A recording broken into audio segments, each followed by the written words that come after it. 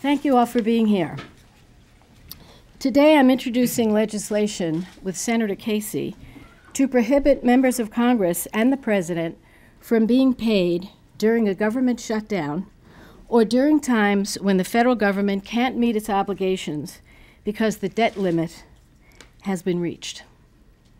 The American people have a right to expect that Congress does its work.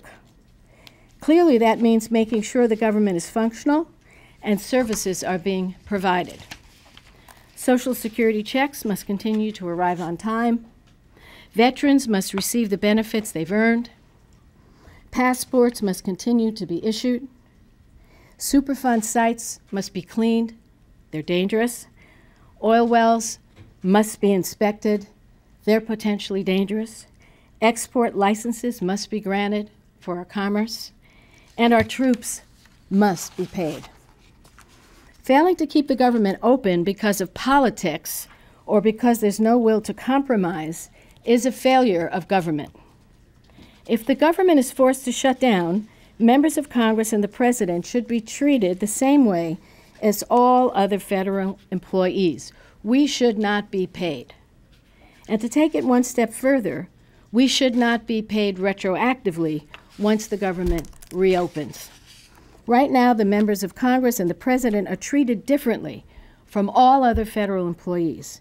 This is because members of Congress and the President are paid by mandatory spending required by law, 2 U.S.C. 31 and 3 U.S.C. 102, rather than through the annual appropriations process.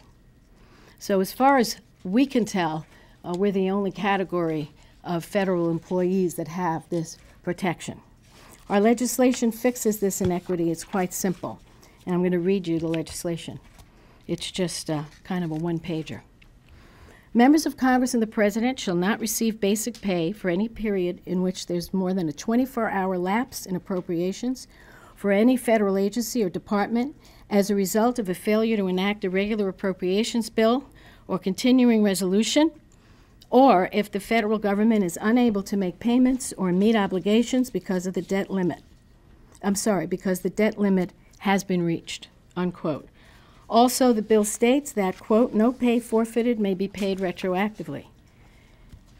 Now, some of you may ask, well, is there really a threat of a shutdown?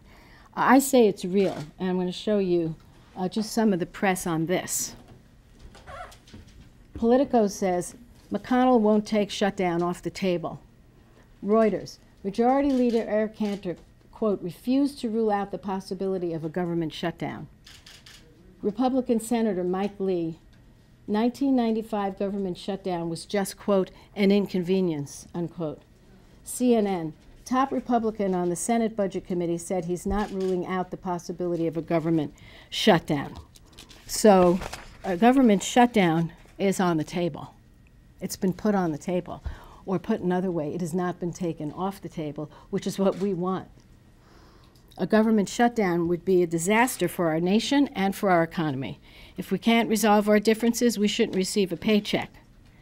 Clearly, it is our job to resolve our differences for the good of the American people, to meet in the middle, to talk to each other, and to make government work. So we call on our Republican colleagues today to take the option of a government shutdown off the table. And hopefully next week we could see something in Politico, McConnell takes shutdown off the table. That's what we're trying to call for today. We're calling for that today. And we hope that this legislation will nudge them in that direction.